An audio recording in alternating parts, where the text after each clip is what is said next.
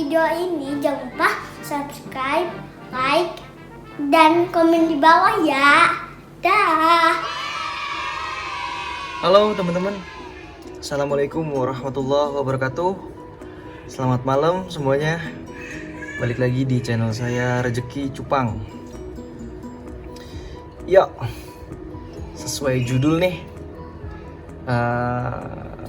ini temanya tentang breeding ya. Jadi kali ini kita bicara tentang pemijahan ikan cupang atau breeding ya. Sesuai judul aja. Bisa gak sih telur menetas tanpa indukan gitu kan? Jawabannya apa?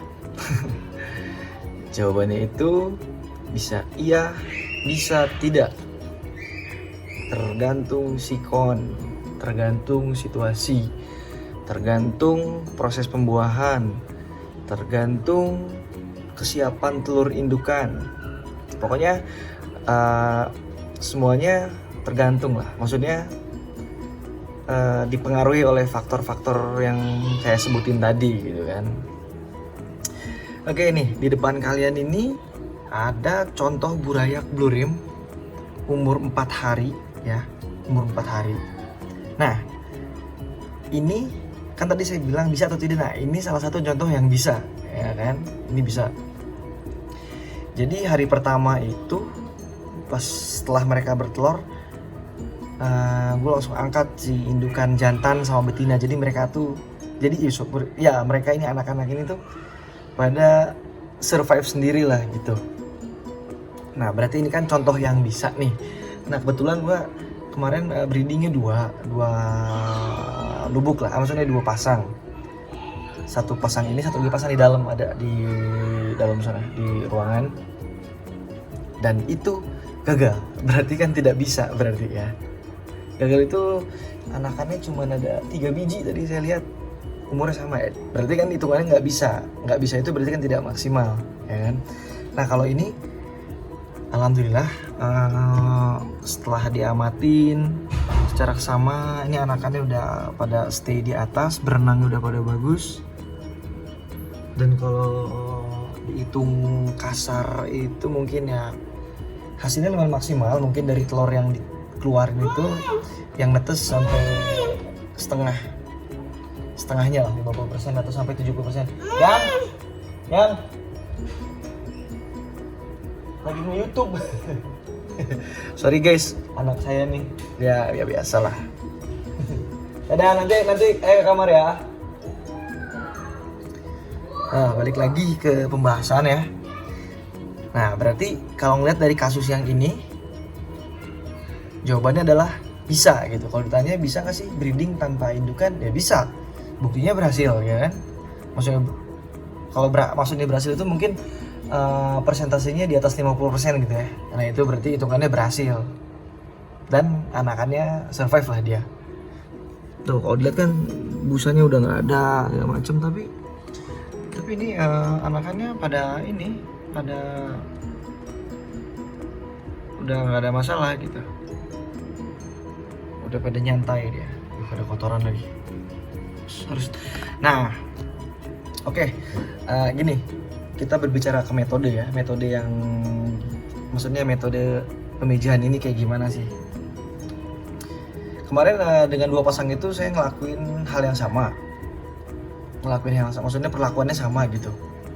Pokoknya setelah bertelur mereka nih, setelah ada di busa gitu telur banyak, angkat indukannya, langsung diturunin airnya sekitar 3 cm. Ini 3 cm nih kurang lebih, malah kurang kayaknya. Pokoknya serendahin mungkin lah. Biar apa? Biar pas mereka netes itu kan si burayak itu kan suka naik turun tuh. Nah jadi mereka tuh ambil nafasnya tuh cepet gitu ke permukaan. Kalau misalnya airnya tinggi kan kasihan mereka, ya mungkin takut gagal napas malah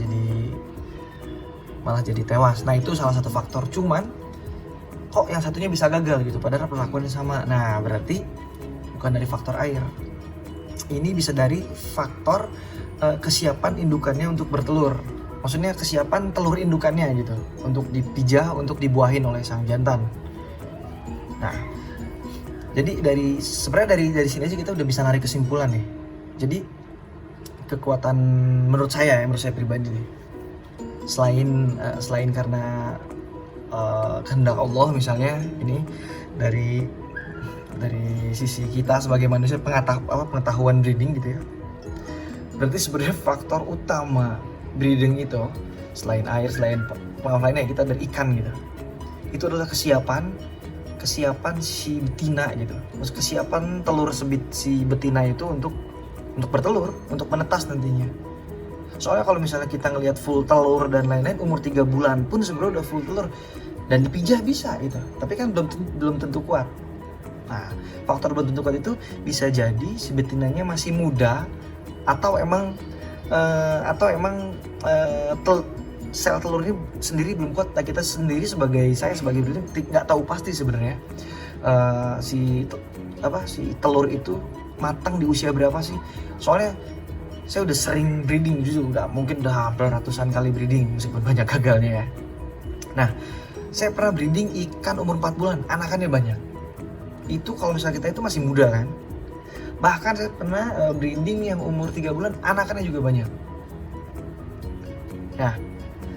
Nah itu, setelah itu saya pernah coba lagi yang muda, anakannya gagal. Nah ini kita ngomongin usia muda ya, anakannya gagal dan lain-lain. Pokoknya telur nggak menetas, anakannya gampang mati gitu kan. Oke lah, nah saya pakai metode yang indukannya harus tua biar mateng gitu kan. Saya coba lagi indukan di atas 6 bulan, bahkan ada sampai 8 bulan sampai setahun. Saya breeding, hilang, anakannya mati, gagal juga. Ya kan? Nah terus mengenai pakan, di treatment pakan yang protein gitu, misalnya dulu pernah ada info itu kalau nggak salah cacing darah, saya jual cacing darah. Ada beberapa yang berhasil, ada beberapa yang tidak gitu. Kalau misalnya dari faktor umur udah 6 bulan, saya rawat 1 minggu penuh ganti air, cacing darah segala macam, tetap gagal. Ada juga yang berhasil, cuma ada yang gagal. Berarti kan di sini masih kelihatan nih, tidak semuanya. Jadi poinnya tidak semuanya ikan atau betina itu mempunyai sel telur yang bagus, yang bisa dibuahin, yang bisa netes maksimal nantinya. Nah jadi saya narik kesimpulan dari semua ini, yaitu tadi kesiapan indukan itu yang mungkin bisa mempengaruhi si burayak-burayak ini nantinya hidup gitu loh. Nah cara mendeteksinya gimana? Saya sampai sekarang belum tahu. Jujur ini pengalaman pribadi, saya belum tahu ya. Semua cara udah saya coba. Pasti teman-teman breeder pun sama, semua cara udah dicoba gitu. Nah kalau kasusnya ada teman breeder yang caranya kayak gitu, kasih pakan segala macam, anakan banyak, itu mantap. Berarti seriannya dia, genetiknya dia itu udah bener-bener aman untuk bertelur. Nah itu saya bisa bilang bahwa genetiknya mempengaruhi. Kan genetik itu seragam gitu ya, satu indukan genetiknya sama. Nah itu mungkin dari sel telur, kesiapan itu udah mantap lah, saya acungin jempol. Cuman pengalaman saya pernah breeding gitu, mau usia muda usia tua dengan treatment yang sama, faktor gagal itu masih tetap ada. Bukan faktor sih, peluang gagal itu masih tetap ada gitu. Nah jadi poinnya kan balik lagi, selain rezeki, selain sang maha pencipta gitu, itu pasti itulah, itu udah kita nggak bisa ngaruh. Cuman kan dari sisi manusia gitu kan, kita bisa berpendapat dan kita bisa menyimpulkannya bahwa balik lagi, untuk breeding itu indukan yang benar-benar siap gitu, ya kan, benar-benar siap. Jadi penanganan, caring, terus cara kita ngerawat mereka sebelum pijah gitu kan. Nah cuman saya yakin teman-teman juga udah melakukan hal tersebut, cuman pasti ada aja ngalamin kegagalan gitu kan. Nah itu berarti udah faktor yang nggak bisa kita nggak bisa kita atasin menurut saya. Itu udah balik lagi ke di atas, atau kita harus ganti indukan, coba lagi indukan yang lain. Ya intinya coba teruslah sampai berhasil. Jadi poin ini tuh bukan hanya sekedar bisa nggak sih tanpa indukan atau dengan indukan. Soalnya kalau kita balik lagi ke alam, mereka kan punya insting alami gitu ya. Mungkin di alam luar tuh lebih liar, lebih gila gitu. Airnya mungkin agak ngalir sedikit. Terus predatornya lah, situasi airnya, kondisi lah, ya kan. Apalagi ikan kayak gini kan harus di yang nggak bisa di yang dalam, dia harus yang dangkal.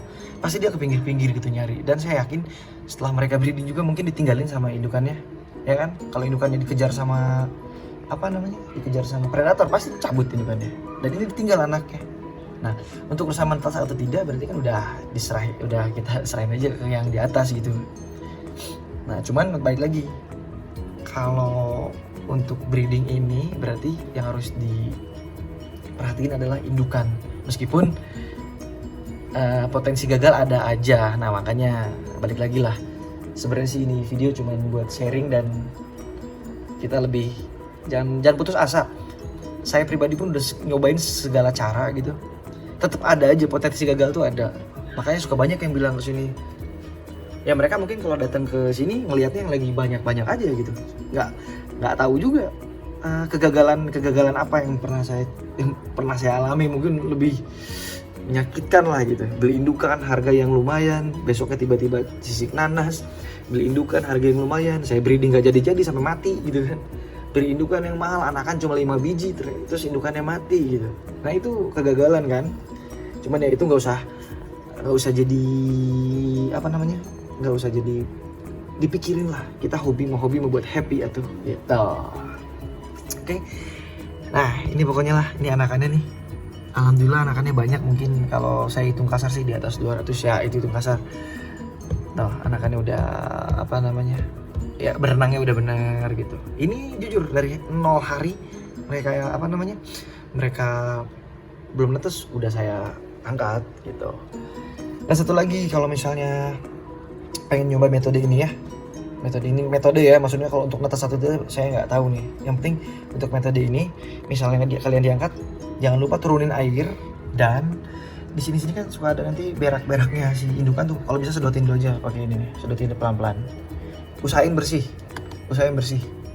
Jadi mereka nanti airnya tetap terjaga. Nah, pas mereka netes kan ada tuh beberapa telur yang busuk pasti ada. Banyak malah, ini dulu telur busuk banyak banget ini. Ini kalau jadi 100% wah gila banyak. Cuman ini alhamdulillah jadi berapa persen entahlah. Cuman ini pun saya udah syukurin alhamdulillah lumayan gitu di musim hujan gitu kan. Jadi gini deh, balik lagi ke judul ya. Kesimpulan dari saya, banyak banget yang ini jadi polemik gitu. Banyak banget yang nanya, "Bang, bisa nggak sih telur tanpa indukan netes?" Saya jawab, kalau ngelihat kasus yang ini bisa, tapi kalau ngelihat kasus yang dalam tidak bisa. Jadi intinya balik lagi ke kesiapan indukan gitu ya. Oke. Nah satu lagi kenapa saya angkat, karena female-nya itu kebetulan makanin telur, jadi saya nggak mau ambil resiko, jadi saya angkat aja. Alhamdulillah jadi anakannya banyak. Ini anakan blue rim nih BDW. Terus yang di dalam anakan WS tewas, dan satu lagi ada sih, kalau di dalam ada WS cuman itu indukannya aman, jadi saya biarin. Tapi indukannya baru saya angkat tadi hari keempat, dan ini hari kedua mereka makan Artemia ya. Pokoknya siapin Artemia lah. Pokoknya kalau misalnya anak pada ngambang di atas tuh berenang udah terus, pokoknya harus segera Artemia dimasukin ya, itu untuk ganjal perut mereka sehari 2 kali. Oke teman-teman, gitu aja nih sharing pendek, siapa tahu bisa jadi motivasi, menambah kebingungan gitu. Jadi menurut saya kalau misalnya mau coba kayak gini, metode ini coba aja, nggak apa-apa. Toh kalau misalnya kebetulan indukannya siap, anakannya juga alhamdulillah lumayan buat tabungannya. Oke teman-teman, gitu aja. Kalau misalnya ada yang mau sharing, bolehlah di komentar di bawah, nanti kita ngobrol-ngobrol lagi ya. Oke, akhir kata, wassalamualaikum warahmatullahi wabarakatuh.